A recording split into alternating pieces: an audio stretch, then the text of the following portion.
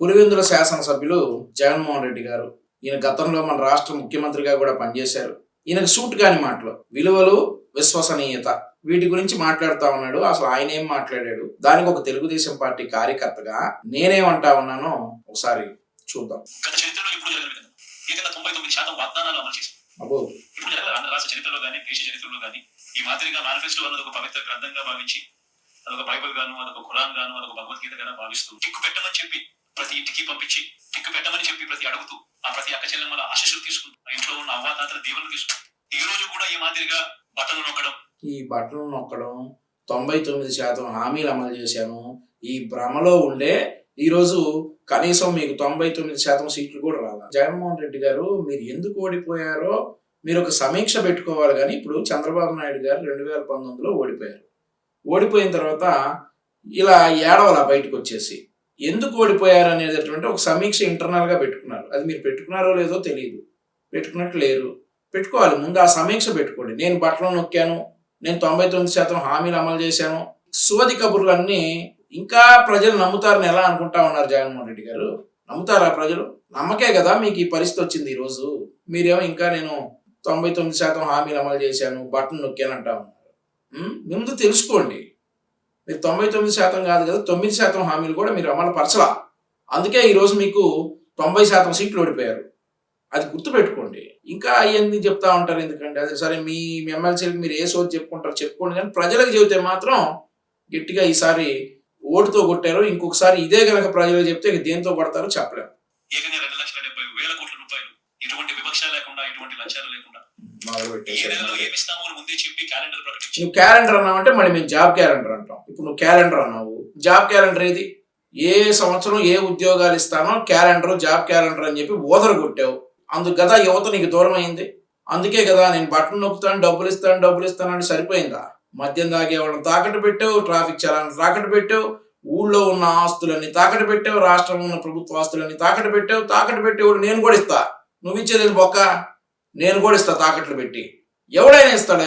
90 ఏళ్ళ అతన్ని తీసుకొచ్చి కుర్చీలో కూర్చోబెట్టి అప్పులు చేసి డబ్బులు అకౌంట్లో కొట్టించుకుని ఈ అనగానే ఎవడైనా ఇస్తాడు. ఆ 2,70,000 కూడా ఇచ్చావా? నిజం చెప్పు.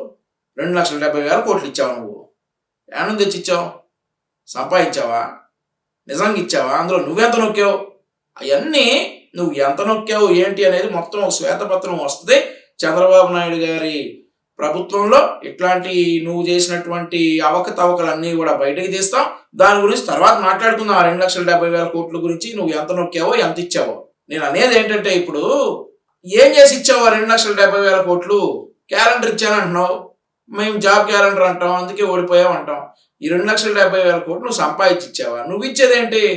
మూలన కూర్చున్న ముసలాయన కూడా ఇస్తాడు ఈ 2,70,000 కోట్లు బట్టలు నొక్కి. ఆ నెలలో అది తప్పకుండా ప్రతి సంవత్సరం తూచా తప్పకుండా ప్రతి సంవత్సరం అది జరిగేట్టుగా చేస్తూ ఏకంగా 2,70,000 కోట్ల రూపాయల వివిధ పథకాల ద్వారా మాట తప్పకుండా జరగడం కూడా గతంలో ఎప్పుడు కూడా చూడలేదు, జరగలేదు. ఇవన్నీ కూడా నేను ఏదైతే చెప్తా ఉన్నానో ఇవన్నీ ఎప్పుడు చూడని మార్పులు, గతంలో ఎప్పుడు జరగని సంస్కరణలు. విద్యారంగంలో అయితేనేమి, వైద్య రంగంలో అయితేనేమి, వ్యవసాయ రంగంలో అయితేనేమి.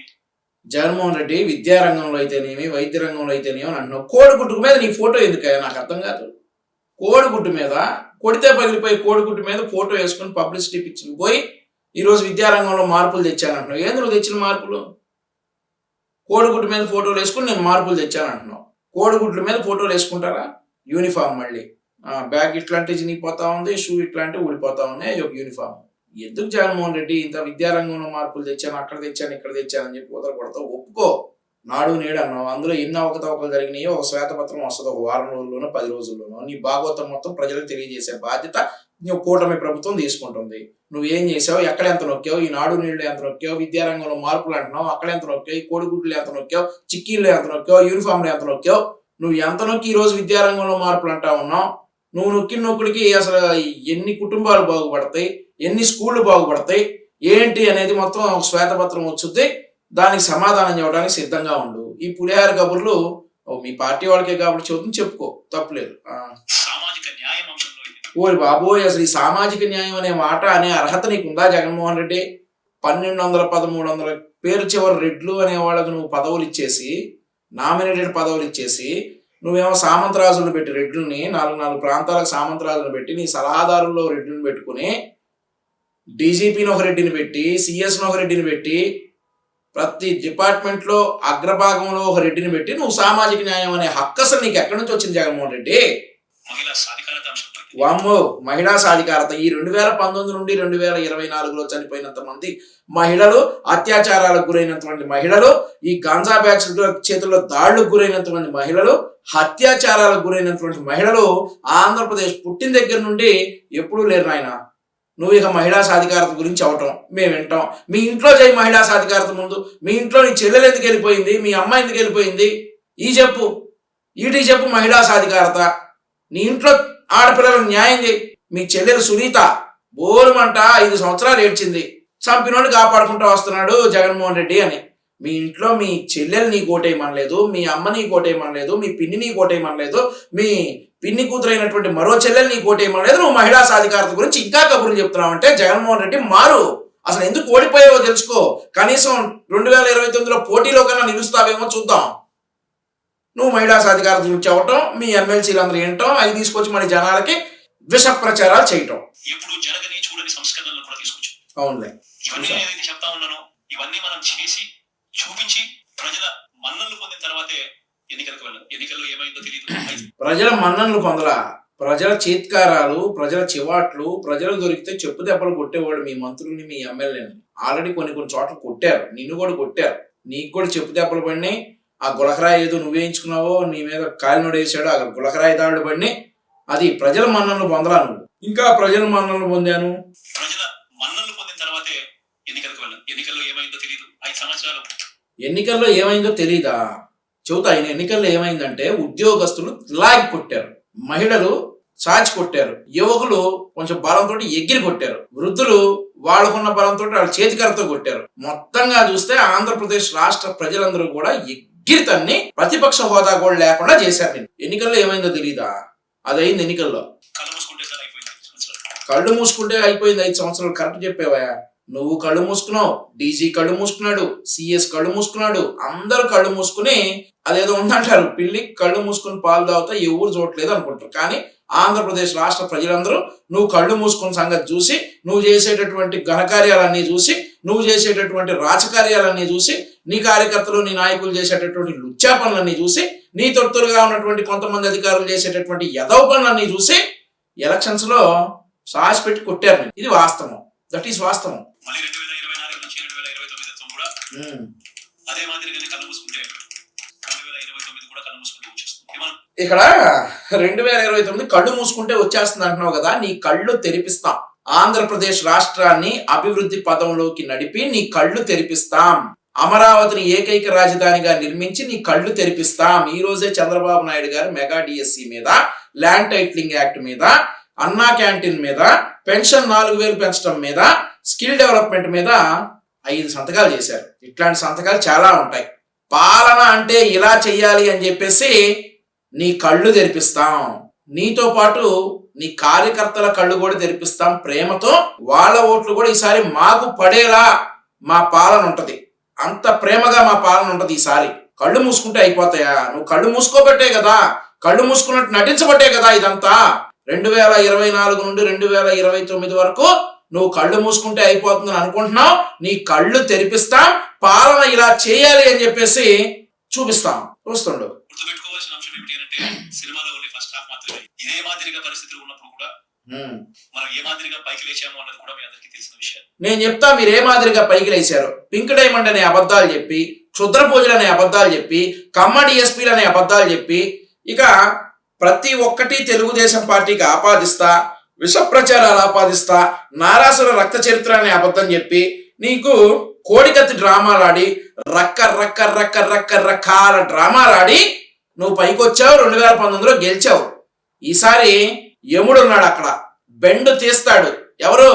మంత్రి గారు. మంగళగిరి నుంచి 91,000 ఓట్ల చిల్లరతో గెలిచారు కదా మినిస్టర్ నారా లోకేష్ గారు. 91,413 ఓట్ల భారీ మెజారిటీతో గెలిచినటువంటి నారా లోకేష్ గారు ఉన్నారు కదా. ఈసారి అసత్య ప్రచారాలు చేసిన, పిచ్చి పిచ్చి ఆశాలు వేసిన, శవ రాజకీయాలు చేసిన, మీ బాబాయిల్ని మీరే చంపుకుని మా మీదకి నెట్టిన, మీ చేతులు మీరే పొడుచుకుని మా మీదకి నెట్టిన తోలు తీస్తాడు. అర్థమవుతా ఉందా? నిజమైన రాజకీయం చెయ్యి, అంతేగాని కల్తీ రాజకీయం చేయకు. కల్తీ రాజకీయం అంటే నీ బాబాయ్ నువ్వే చంపుకుని మా మీద నెట్టం, నీ చెయ్యి నువ్వే పొడుచుకుని మా మీద నెట్టం.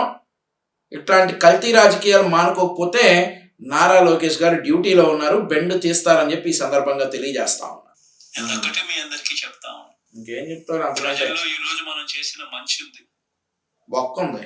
ఇంటింటికి ఏందా మీరు చేసిన మంచి? ఏముంది మీరు చేసిన మంచి?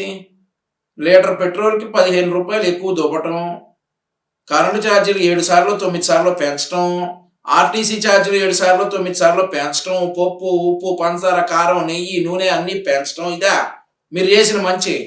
తంతారు మళ్ళీ మాట్లాడితే మంచా బొక్క. ప్రజల్లో ఈ రోజు మనం చేసిన పాలన మీద విశ్వసనీయత అనే పదానికి అర్థం ఈ రోజు కూడా ప్రజల్లో ఉంది. వామ్మో, అసలు నీకు విశ్వసనీయత అనే అర్థం అనే పదం అనే అర్హత ఉందా జగన్మోహన్ రెడ్డి? విశ్వసనీయత అనే పదం నువ్వు ఉచ్చరించే గడపకు మనం చేసిన మంచి ఇంకా ప్రజల్లో బతికింది. మరి ఇవన్నీ ఉన్నప్పుడు మళ్ళీ మనం లేయడం కూడా తథ్యం, కాకపోతే కొంచెం టైం పడుతుంది. ఏంది, ఓ 20-30 సంవత్సరాలు పట్టుద్దా లేయడానికి? మనం లేయడానికి ఒక 20-30 సంవత్సరాలు. ఆ టైం ఇచ్చినప్పుడు, అది జరిగినప్పుడు, పాపాలు పండినప్పుడు ఖచ్చితంగా మళ్ళీ మనం పైకి లేస్తాం. నువ్వు ఒకటి అంటావు, పాపాలు పండినప్పుడు అంటావు. మేము నువ్వు చేసిన పాపాలన్నీ మనకు గుర్తు చేస్తాం. తోట చంద్రయ్య పీక కోసావు, ఆ పాపం పండలా? ఆయన మాచర్ల ఎమ్మెల్యే ఊర్లు పట్టుకు తిరిగాడు, పాపం పండబట్టేగా ఊళ్ళు పట్టుకు తిరిగింది. నీ పేటీఎం కుక్కలు ఉన్నాయి కదా, ఏది పడితే అవి మురిగిని నిన్ను చూసుకొని నువ్వే శాశ్వతమైనటువంటి రాజు అనుకొని ఏ పడితే అవి మురిగినాయి కదా. నీ పేటీఎం కుక్కలు, కొన్ని కుక్కలు ఉన్నాయి కదా, ఆ కుక్కలన్నీ పాపాలు పండబట్టే ఈరోజు ఎక్కడ ఏం జరిగిద్దా అని బిక్కు బిక్కుమంట సస్తా ఉన్నారు. నీకేమైంది, నువ్వు బానే ఉన్నావు, నువ్వు ఏడబాగున్నావులే. నీ పాపం పండబట్టి ఈరోజు ఈ స్థితిలోకి వచ్చావు. నీ పాపం పండబట్టి 5కి 10కి చేసేటటువంటి డాషులు కూడా నీకు ఈరోజు నీతులు చెప్పాల్సిన పరిస్థితి వచ్చింది. నీ పాపం పండబట్టే మరి. రాజకీయాలలో అన్నిటికన్నా ముఖ్యమైన అంశం క్యారెక్టర్. అరే నాయనా, వేసేసాడరా బాబోయ్, వేసేసాడరా అన్నయ్య. అన్నిటికంటే ముఖ్యమైన అంశం క్యారెక్టర్ అంట. గుర్తుపెట్టుకోండి అందరూ కూడా, అన్నిటికంటే ముఖ్యమైన అంశం క్యారెక్టర్ అంట. ఈ పదాలకు అర్థం తెలిసి ఉండడం రాజకీయాలలో చాలా అవసరం. అవునులే, ఈ పదాలకు అర్థం తెలిసి ఉండడం చాలా అవసరం. అందుకే ఈరోజు పట్టం కట్టింది చంద్రబాబు నాయుడు గారికి. ఈరోజు చూసావా, ఆయన అమరావతి వెళ్తా ఉంటే, ఆయన సెక్రటరేట్కి వెళ్తా ఉంటే గులాబీ పూలతోటి మొత్తం కవర్ అయిపోయింది, మొత్తం అమరావతి రాజధాని మొత్తం. ఇన్ని రోజులు అసలు విశ్వసనీయత క్యారెక్టర్ అని చెప్పి నీలాగా నమ్మించి గొంతులు కోసేదాడు విశ్వసనీయత క్యారెక్టర్ని అనరు. చంద్రబాబు నాయుడు గారు అసెంబ్లీకి వెళ్తే బ్రహ్మరథం పట్టారు జనం, దాన్ని అంటారు విశ్వసనీయత అని. ఆయన మీద విశ్వాసం అట్లాంటిది, నువ్వేదో పొడుతావు అని చెప్పి ఆ విశ్వాసాన్ని నీ మీద ఇంకా పెట్టుకున్నారు, దాన్ని నువ్వు పూర్తిగా వేసేసావు. ఇక నువ్వు విశ్వసనీయత క్యారెక్టర్ల గురించి మీ ఎమ్మెల్సీలకు చెప్పుకోగానే ప్రజలకు చెప్పక డాష్తో నవ్వుతారు. రైట్, మళ్ళీ చెప్పు. రాజకీయం అంటే అధికారమే కాదు. మేము గత 5 సంవత్సరాలు ఇదే జగన్మోహన్ రెడ్డి చెబుతుంది నీకు, రాజకీయాలంటే ఎల్లవేళలా అధికారమే కాదు, కొంచెం భూమి మీద ఆగు, కొంచెం భూమి మీద నిలిచే పనులు చేయి, నీ వాళ్ళకి చెప్పు. రాజకీయం అంటే ఎల్లవేళలా అధికారమే కాదు అని మేము అదే చెబుతుంది. రాజకీయం ఒక చదరంగం, మేము అదే చెప్పాము నీకు. రాజకీయం ఎల్లవేళ నువ్వే అధికారంలో ఉండవు అని చెప్పేసి నీకు 5 సంవత్సరాల క్రితం నుండి చెబుతానే ఉన్నావు, నువ్వు వినిపించుకోలా. నేనే అధికారంలో ఉంటానని చెప్పేసి నీ ఇష్టం వచ్చినట్టు వ్యవస్థలను నాశనం చేశావు, నీ ఇష్టం వచ్చినట్టు అవినీతి చేశావు, నీ ఇష్టం వచ్చినట్టు అక్రమాలు చేశావు, నీ ఇష్టం వచ్చినట్టు దౌర్జన్యాలు చేశావు. అవన్నీ చిట్టా తీస్తాం. నువ్వు చేసినటువంటి నాశనాలు, నువ్వు చేసినటువంటి దౌర్జన్యాలు, నువ్వు చేసినటువంటి అవినీతి, నువ్వు చేసినటువంటి అక్రమాలన్నీ చిట్టా తీసి బెండు చేస్తాం. ఎవడెవడైతే ఇందులో ఉన్నాడో అనేది నువ్వు గుర్తుపెట్టుకోవాలి. మేము గత 5 సంవత్సరాలుగా రాజకీయాలంటే కేవలం అధికారం కాదు అని చెప్పేసి చాలా సందర్భాల్లో కనీసం రోజుకి 2 సార్లు అయినా కానీ నీకు గుర్తు చేశాం, నువ్వు వినిపించుకోరా. నేనే ఉంటాను, ఇక ఆంధ్రప్రదేశ్ మొత్తం నాకు రాసిచ్చేశారు అన్నట్టు నీ ఇష్టం వచ్చినట్లు నాటకాలు ఆడావు. అవన్నీ ఈరోజు పాపాలు పండినాయి కాబట్టి నువ్వు ఎవరో ఈ స్టేజ్ లో ఉన్నావు, ఇంకా నువ్వు కబుర్లు చెబుతా ఉన్నావు. అధికారంలో లేనప్పుడు కష్టాలు ఖచ్చితంగా వస్తాయి, కానీ ఖచ్చితంగా కష్టాలు వచ్చినప్పుడు మనం ఖచ్చితంగా ఏ రకంగా రియాక్ట్ అవుతాం అన్నది మన చేతుల్లో ఉంది. విశ్వసనీయత లేని మనిషిగా రాజకీయాలు చేద్దామా? నువ్వు చేసింది అదే కదా. 2014 నుండి 24 వరకు నువ్వు విలువలు విశ్వసనీయత లేని మనిషిగానే రాజకీయాలు చేశావు.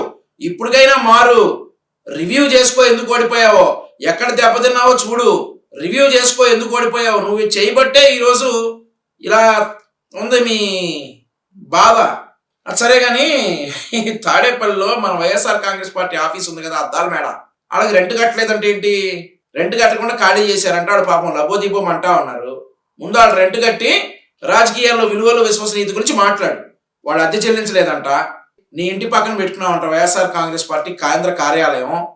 వాళ్ళ అద్దె చెల్లించి ముందు, వాళ్ళ అద్దె చెల్లించి ఆ తర్వాత నువ్వు విలువలు విశ్వసనీయత గురించి మాట్లాడు. అద్దాల మేడ అద్దె చెల్లించి ముందు, ఆ తర్వాత మాట్లాడు విలువలు విశ్వసనీయత ఇంకేమన్నా ఉంటే. వచ్చినప్పుడు కష్టాలను ఎదుర్కొని ముందుగా నిలబడుతూ మళ్ళీ 5 సంవత్సరాలు కళ్ళు మూసుకుంటే 5 సంవత్సరాలు అయిపోతాయి, మళ్ళీ 5 సంవత్సరాల తర్వాత మన పాలన వస్తుంది, మన ప్రభుత్వం వస్తుంది, మళ్ళీ మనమే ఆధారం ఎక్కుతాం అన్నది కూడా గుర్తుపెట్టుకుని అడుగులు వేస్తామా అన్నది. గాంధీ గారు కథలు కనమన్నారు, కథలు మింగమనలేదు. నీ పాలన వస్తుంది, సరే వస్తే. ఇదే మన ప్రభుత్వం అధికారంలో ఉన్నప్పుడు కులం చూడలేదు, మతం చూడలేదు, ప్రాంతం చూడలేదు, మళ్ళీ రాజకీయాలు చూడలేదు. చివరికి ఏ పార్టీకి ఎవరు ఓటు వేశారు అన్నది కూడా చూడకుండా 1200 మంది రెడ్లని నామినేటెడ్ పదవుల్లో పెట్టాం. సిఎస్ చీఫ్ సెక్రటరీని రెడ్డిని పెట్టాం, డీజీపీని రెడ్డిని పెట్టాం. నీ పక్కన పుచ్చు సలహాలు ఇచ్చే సలహాదారుని రెడ్డిని పెట్టాం. అది చాలన్నట్టు ప్రతి యూనివర్సిటీలో వైస్ ఛాన్సలర్ని రెడ్డిని పెట్టాం. నీ కుట్లేసినటువంటి చేతికి కుట్లేసినటువంటి డాక్టర్ని ఏదో పదవిలో పెట్టాం. ఎవరికి చెబుతావా నువ్వు కులాల గురించి మతాల గురించి? కులం చూడలేదు, మతం చూడలేదు, చెప్పించు కొడతారు జనం. ఇంకా కోత కూస్తే అందుకదు నేను దించింది. సరే గాని మీ భార్య భారతీ రెడ్డి గారు నడుపుతున్నటువంటి పేపర్ లో ఈ రోజు ఈ వైఫ్ కంట్రోల్ నడుస్తున్నటువంటి దీనికి సమాధానం చెప్పారు. ముందు సొంత సామాజిక వర్గానికే చంద్రబాబు ప్రాధాన్యత ఇచ్చారు. కమ్మకు 15, కాపులకు 4 మంత్రి పదవులు. కమ్మకు 15 మంత్రి పదవులు ఇచ్చారా? అసలు అర్థం ఉందా జగన్మోహన్ రెడ్డి? 33 మంది కమ్మ డిఎస్పీలు అన్నావు. ఎన్ని రోజులు ఏడుస్తారా ఆ కమ్మ కులం మీద? ఎందుకంత అబద్ధపు ప్రచారాలు చేస్తారు? అన్ని విష ప్రచారాలు ఎందుకు చేస్తారు? కమ్మకు 15 మంత్రి పదవులు ఇచ్చారా? నీకు స్టేజ్ మీద కనిపిస్తా ఉన్న వాళ్ళు కూడా కమ్మలాగా కనిపిస్తా ఉన్నారా? నరేంద్ర మోదీ చౌదరి, అమిత్ షా చౌదరి, రజనీకాంత్ చౌదరి, చిరంజీవి చౌదరి, పన్నీర్ సెల్వం చౌదరి, ఈ కూడా కమ్మళ్ళే వచ్చారని చెప్పు. నిన్న ఆ స్టేజ్ మీద ఉన్న ఆహ్వానితులు కూడా కమ్మళ్ళే అని చెప్పు, నమ్ముతారో నీ గొర్రెలు. అందుకదు నీ పేపర్ స్టే మీద ఉంది. నువ్వు మళ్ళీ కులం చూడలేదు, మతం చూడలేదు, ప్రాంతం చూడలేదు అంటావా? ఏడా 15 మంది కమ్మ? ఏమా భారతిరెడ్డి చెప్పు. ఎంత విష ప్రచారం! ఒక వైరస్ వస్తే దాన్ని కమ్మ కులంతో పోలుస్తారు. ఇంకా ప్రజలు మిమ్మల్ని చెప్పు తీసుకు రోడ్ల మీద కొట్టక ముందే మారండి. ఎక్కడ 15 మంది కమ్మ మంత్రులు? మళ్ళీ నువ్వు విలువలు విశ్వసనీయత గురించి నువ్వు క్లాస్ నీయటం. ఆ గొర్రెలు ఎమ్మెల్సీలుగా ఉన్నటువంటి గొర్రెలు నీ ముందు కూర్చొని తలవపటం సిగ్గుండాల. సామాజిక వర్గాల గురించి ప్రాంతాలు చూడంటే కులం చూడండి ఈ పెద్ద మనిషి. చివరికి ఏ పార్టీకి ఎవరు ఓటు వేశారు అన్నది కూడా ప్రతి పథకము కూడా డోర్ డెలివరీ చేయించారు. జగన్మోహన్ రెడ్డి గారు డోర్ డెలివరీ అంటే ఆంధ్రప్రదేశ్ రాష్ట్ర ప్రజలకు ఏం గుర్తొస్తా ఉందో తెలుసా? ఉన్నాడుగా అందులో కూర్చునుండి అనంతబాబు ఎమ్మెల్సీ. శవాలను డోర్ డెలివరీ చేసి పథకాలను అంటారేం జగన్మోహన్ రెడ్డి గారు? డోర్ డెలివరీ అంటే ముందు గుర్తొచ్చేది డ్రైవర్ సుబ్రహ్మణ్యం. ఆ డ్రైవర్ సుబ్రహ్మణ్యాన్ని చంపేసి డోర్ డెలివరీ చేసినటువంటి గనుణ్ణి మీ పక్కన పెట్టు తిరుగుతా ఉన్నారు. ఇక డోర్ డెలివరీల గురించి మీరు చెప్పాలా? పథకాలు డోర్ డెలివరీ చేశారు మీరు, శవాలను డోర్ డెలివరీ చేసింది మీరు, ప్రతి ఇంటికి సమస్యలను డోర్ డెలివరీ చేశారు. చెత్త పన్ను కట్టకపోతే చెత్తను డోర్ డెలివరీ చేసి ఇళ్ల ముందు చెత్తనేసారు మీరు. శవాల్ని, దళితుడి శవాన్ని మీరు డోర్ డెలివరీ చేసింది. డోర్ డెలివరీ అంటే ఆంధ్రప్రదేశ్ రాష్ట్ర ప్రజలు ఫిక్స్ అయిపోయారు. డ్రైవర్ సుబ్రహ్మణ్యం, మీ ఎమ్మెల్సీ అనంతబాబు అని. మీరు ఇక చెప్పాలి డోర్ డెలివరీ గురించి చెప్పండి. అర్హత మాత్రమే ప్రామాణికంగా తీసుకుని ప్రతి పథకము ప్రతి మంచి ఇంటికి డోర్ డెలివరీ చేయించి, అలా ప్రతి మంచి ప్రతి పథకము డోర్ డెలివరీ చేసిన ప్రభుత్వం మనదైతే, పాలన మందైతే, ఈ రోజు కేవలం వాళ్ళ పార్టీకి ఓటు వేయలేదు అని మాత్రమే, ఓటుకు వేయకపోవడమే పాపం అన్నట్టుగా ఈ రోజు రావణ కాష్టం చేసి సృష్టిస్తాం. ఎక్కడ బాబు రావణ కాష్టం? రాష్ట్రం చాలా సుభిక్షంగా ఉంది. ఈ రోజు అమరావతి చూస్తే అమరావతి కింద పూలు ఉన్నాయి, ఎక్కడ రక్తం లేదు. రాష్ట్రం చాలా కంట్రోల్లో ఉంది, చాలా సుభిక్షంగా ఉంది. ఎక్కడ జరుగుతా ఉంది రావణ కాష్టం? నీకు నువ్వు 10 మంది గూండాలను రోడ్డు మీద కుదిరి వాళ్ళ తలల చేత పగల కొట్టించుకుని మీ బాబాయిని మీరే చేసినట్టు, మీ చేతిని మీరు నరుకున్నట్టు, మీ వాళ్ళని మీరే కొట్టుకుని రాష్ట్రం రావణ కాష్టం అంటారా? రాష్ట్రానికి ఇంత చెడ్డ పేరు తెస్తారా? మీరే రావణ కాష్టం గురించి మాట్లాడేది? మీరు మాట్లాడతారా రావణ కాష్టం గురించి? అంతమందిని చంపేసి, అంతమందిని హింస పెట్టి, మిమ్మల్ని మాస్క్ అడిగిన పాపానికి డాక్టర్ గారిని, సుధాకర్ గారిని చంపేసి, జడ్జి రామకృష్ణ గారిని ఇబ్బంది పెట్టి, మళ్ళీ మాస్క్ లేని కిరణ్ చంపేసి, అరే మద్యం రేట్లు ఏంట్రా బాబు, ఈ బీర్ రేట్ ఏంట్రా అన్నందుకు ఓం ప్రతాపం చంపేసి, తోట చంద్రయ్యని చంపేసి, ఐలయ్యని చంపేసి, నందన్ సుబ్బయ్యని చంపేసి, అలా మొత్తం రాష్ట్రం మీద రోజుకి 3 హత్యలు 6 అత్యాచారాలు చేసినటువంటి మీరు ఈ రోజు రాష్ట్రం రావణ కాష్టం అనే కథలు చెబుతారా? సిగ్గుందా? మీ మనుషుల్ని మీరు పంపించుకుని వాళ్ళతో వాళ్ళని చంపించి, మీ మనుషుల్ని మీరే కొట్టించుకుని, రక్తాలు చిందించి, అవి 4 వీడియోలు తీసి రాష్ట్రంలో రావణ కష్టం అంటే మింగం ఇక్కడ. రాష్ట్రం చంద్రబాబు నాయుడు గారి కంట్రోల్లో ఉంది, సుభిక్షంగా ఉంది, ఉంటది. 5 సంవత్సరాలు అట్లాగే ఉంటది. విష ప్రచారాలు చేశారంటే మంగళగిరి నుంచి గెలిచినటువంటి నారా లోకేష్ గారు 91,413 మెజారిటీతో గెలిచి మంత్రి అయినటువంటి నారా లోకేష్ గారు మీ బెండ్ చేస్తారని చెప్పి సందర్భంగా హెచ్చరిస్తా ఉన్నాం. ఇంకొకసారి రాష్ట్రం రావణ కష్టం అంటే నువ్వు మాజీ ముఖ్యమంత్రి కూడా చూడం. విధ్వంసం చేస్తా ఉన్నాను. అబ్బో విధ్వంసం, అరే నువ్వు మొదలు పెట్టిందే విధ్వంసంతో గారు నాయన. నువ్వు మొదలు పెట్టిందే ప్రజావేదిక విధ్వంసంతో, అమరావతి విధ్వంసంతో, రాష్ట్రం విధ్వంసంతో. విధ్వంసానికి బ్రాండ్ అంబాసిడర్ నువ్వు చెబుతావా విధ్వంసాల గురించి? ఆస్తులు నష్టం చేస్తున్నారు, అవమానిస్తా ఉన్నారు. అరే బాబు ఎడిటరు, ఈయన చేసి నేను ఒకసారి బ్యాక్గ్రౌండ్ లో వేయండి. ఈయన చెప్పి నీ మాటలన్నీ ఒకసారి బ్యాక్గ్రౌండ్ లో వేయండి. ఏమేం చేశాడు? విధ్వంసం అంట, రావణ కాష్టం అంట, ఆస్తులు నష్టం అంట, ప్రాణాలు తీస్తా ఉన్నారంట. ఎక్కడా జరగట్లా ఆంధ్రప్రదేశ్ లో ఏమి. చాలా సుభిక్షంగా ఉంది. ఈయన మాట్లాడిన మాటలన్నీ దయచేసి ఎడిటర్ గారు బ్యాక్ స్క్రీన్ లో ఈయన ఏం మాట్లాడారో అన్ని ఒకసారి రన్ చేయండి. ఈయనే చెప్పుకుంటా ఉన్నాడు. ఓరి బాబాయ్, నీ శిశుపాలుడి గురించి కూడా తెలుసా? అవన్నీ పండబట్టే నువ్వు ఈ రోజు ఇక్కడ ఉంది. చెప్పు. అవునులే. అటువంటి వాళ్ళకు కూడా మనం డోర్ డెలివరీ చేసిన ప్రభుత్వం పాలన మందైతే ఈ రోజు కేవలం ఓటు వేయలేదన్న ఒకే ఒక కారణంతో ఏకంగా ఈ పాపం ఊరికిపోదు. రెండో పాపం చంద్రబాబు అప్పుడు పండు. బహుశా కేంద్రం ఈ రకమైన కేంద్రంలో ఈ రకమైన పరిస్థితులు బహుశా ఎప్పుడు ఉండిండవు. ఈ రకంగా కేంద్రంలో 240 ఎంపీలు మాత్రమే వచ్చిన పరిస్థితులు, రాష్ట్రంలో ఏకంగా వీళ్ళకి కూడా ఈ మాదిరిగా మంచి నెంబర్లు వచ్చిన పరిస్థితులు. చంద్రబాబు గారి పాపం ఎప్పుడు పండిద్దో చెబుతా విను. చంద్రబాబు గారి పాపం ఎప్పుడు పండిద్దంటే, కేంద్రంలో ఇంత మ్యాండేట్ ఉంది, నీలాంటి రాక్షసుణ్ణి, నీలాంటి కోర్టు వాయిదాలు ఎగ్గొట్టినటువంటి దొంగని, నీలాగా 3,500 వాయిదాలు 4,000 వాయిదాలు ఎగ్గొట్టినటువంటి దొంగవి. అవునా? నువ్వు కోర్టుకి వెళ్ళి ఎన్ని రోజులు అయింది? వచ్చే శుక్రవారం వెళ్ళు కోర్టుకి, నీకేం పనిలేదు కదా. నీ కోర్టు వాయిదాలు ఎగ్గొట్టినటువంటి దొంగవి. నిన్ను గనక న్యాయపరంగా శిక్షించలేకపోతే అప్పుడు పండిద్ది చంద్రబాబు గారి పాపం. నీలాంటి దుర్మార్గులను వదిలేస్తే, చంద్రయ్య లాంటి నికార్సైనటువంటి మనుషుల్ని చంపినటువంటి నీలాంటి దుర్మార్గులను వదిలేస్తే, రాష్ట్రంలో జరిగినటువంటి ప్రతి హత్యకి గనక చంద్రబాబు నాయుడు గారు సమాధానంగా నీలాంటి దుర్మార్గులను వదిలేసినప్పుడు చంద్రబాబు నాయుడు గారి పాపం పండిద్ది. అర్థమైందా? అది చంద్రబాబు నాయుడు గారి లెవెల్. ప్రజలు చంద్రబాబు నాయుడు గారి మీద పెట్టుకున్నటువంటి నమ్మకం అది. ఎన్డీఏలో చక్రం తిప్పుతాము, భూచక్రం తిప్పుతాము. పొద్దున్న మీ ఫ్రూట్ మంకీ గాడు బ్లాక్మెయిల్ చేస్తా ఉన్నాడు. మాకు 15 మంది ఎంపీలు ఉన్నారు. బొక్కగా ఏంద్రా 15 మంది ఎంపీలు ఉంటే ఎవడికి ఎక్కువ? మా వెనక ప్రజలు ఉన్నారు, ఆంధ్రప్రదేశ్ రాష్ట్ర ప్రజలు ఉన్నారు. నీ వెనక 15 మంది ఎంపీలు ఉంటే నా వెనక ఆంధ్రప్రదేశ్ రాష్ట్ర ప్రజలు ఉన్నారు మా వెనక. బ్లాక్మెయిల్ చేస్తా ఉన్నాడు కేంద్రాన్ని. అలాగే నువ్వు కూడా బ్లాక్మెయిల్ చేస్తా ఉన్నాడు. చక్రం తిప్పుతాం. రాష్ట్ర ప్రయోజనాలు ఖచ్చితంగా సాధించి తీరుతాం. నువ్వు ఇన్నిసార్లు 5 సంవత్సరాలు కూడా పీకిందేం లేదు. 22 మంది ఎంపీలు ఉన్నారు నీకు, నువ్వు పీకిందేం లేదు. 22 మంది ఎంపీలు ఉన్నప్పుడు నువ్వేం పీకలేంది. 15 మంది ఎంపీలు ఉన్నటువంటి మేము సాధించి తీరుతాం. చూస్తా ఉండు. కూడా ప్రత్యేక హోదాను అడగకపోవడం చంద్రబాబు చేసిన మరో పాపానికి కూడా మరో నాంది. 22 మంది నువ్వేం పీకావు? 5 సంవత్సరాలు నువ్వు ఎందుకు తేలా ప్రత్యేక హోదా? తెస్తాం, ఖచ్చితంగా రాష్ట్ర ప్రయోజనాలు సాధించి తీరుతాం, దానిలో అనుమానమే లేదు. నీ సంగతి ఏడు.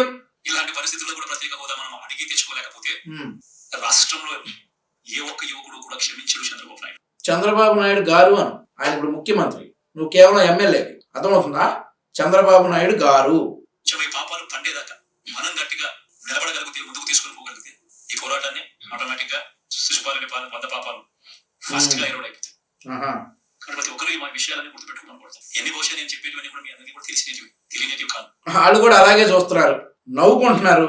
ఈ గోలేంట్రా బాబు, మాకు ఈ టార్చర్ ఏంటని అనుకుంటా ఉన్నారు. మాలు చూస్తే అర్థమవుతా ఉంది. కేవలం నేను మీ అందరికీ గుర్తు మాత్రమే చేస్తాను.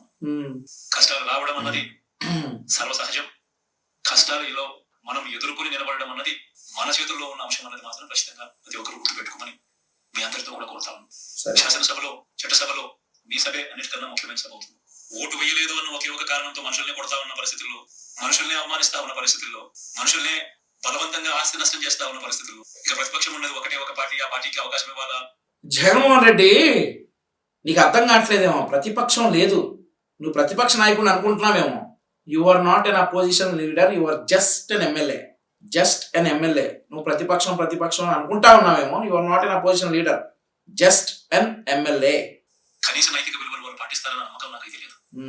కాబట్టి మీరు నువ్వు వాటిచ్చావా? నువ్వు అసలు మాకు మీరు అసెంబ్లీకి రావడమే కావాలి. మీ 11 మంది ఎప్పుడు సెషన్స్ ఉన్నాయో అప్పుడు అసెంబ్లీకి రావడమే మాకు కావాల్సింది. మీకు సాదర స్వాగతం పలుకుతాం అసెంబ్లీకి. మీకు స్వాగతం పలుకుతాం అసెంబ్లీకి. నువ్వు రా. నువ్వు దమ్ముంటే అసెంబ్లీ ఎగ్గొట్టకుండా రా. నువ్వు ప్రశ్నించు, మేము సమాధానం చెప్తాం. మా ఎమ్మెల్యేలు నీకు సమాధానం చెప్తారు ఖచ్చితంగా. నువ్వు అసెంబ్లీకి రావడమే మాకు కావాల్సింది. సాదర స్వాగతం పలుకుతాం నీ 11 మంది ఎమ్మెల్యేలకి.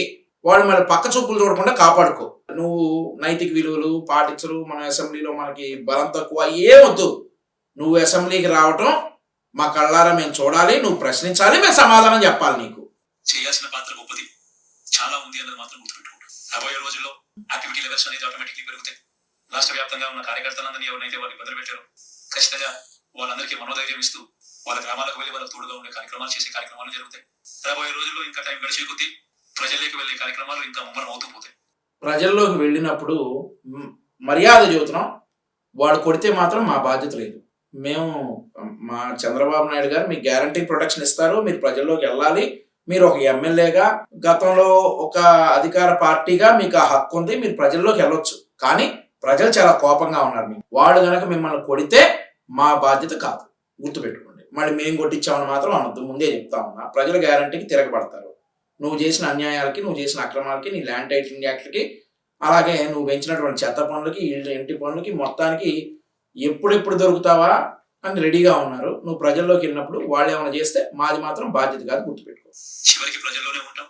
ప్రజలతో కలిసి పోరాడే కార్యక్రమం వేగంగా. ప్రజలతో కలిసి పోరాడరు మీరు, ప్రజలతో పోరాడతారు. గుర్తుపెట్టుకోండి, ప్రజలతో పోరాడతారు మీరు. ప్రజలతో కలిసి అనేది డిలీట్ చేయి. ఎందుకంటే ప్రజలు విసిగిపోయి ఉన్నారు నువ్వు చేసినటువంటి పనులకి. ప్రజలు చాలా ఇదిగా ఉన్నారు. ప్రజలతో పోరాడాల్సి వచ్చింది. కాబట్టి నువ్వు గతంలో మాకు ముఖ్యమంత్రిగా ఉన్నావు కాబట్టి నీకు గతంలో మర్యాద ఇచ్చాం. ఆ మర్యాదతోటి, ఆ గౌరవంతో నీకు సలహా ఇస్తున్నా. నువ్వు ప్రజల్లోకి రాకు. వస్తే ప్రజలతో పోరాడాల్సి వచ్చింది. ప్రజలతో కలిసి కాదు, ప్రజలతో పోరాడాల్సి వచ్చింది. టైం గడిచే కొద్దీ మనము వేగంగా అడుగులు ముందుకు వేస్తాం.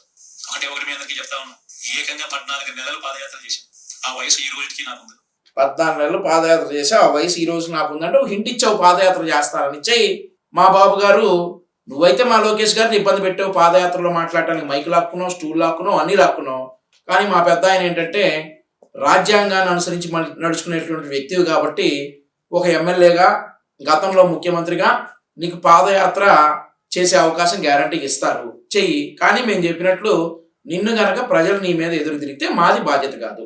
నువ్వు గతంలో చేసినటువంటి పనులకే ప్రజలు నీ మీద ఎదురు తిరుగుతున్నారని చెప్పేసి నువ్వు అర్థం చేసుకోవాలి. ముందుగానే ఈ వైఎస్ఆర్ కాంగ్రెస్ పార్టీ కార్యకర్తలకి, నాయకులకి చెప్తా ఉన్నావు. ఆ సత్తువ ఈ రోజుకి నాకు ఉంది. కాబట్టి మీరు మాత్రం ప్రతి ఒక్కరు గుర్తుపెట్టుకోండి. ఆ టైం వచ్చేదాకా మీ పాత్ర చాలా కీలకం. సవినయంగా పెట్టుకుంటాను. సరే, ఇది జగన్మోహన్ రెడ్డి చెప్తా ఉంది. అతను చేసినటువంటి పనులకి అతని పార్టీ ఓడిపోయిందని చెప్పేసి ఇప్పటికీ కూడా అతను రివ్యూ చేసుకోకుండా అందరూ ఇచ్చాం ఇస్తే ఎందుకు ఓడిపోతావా?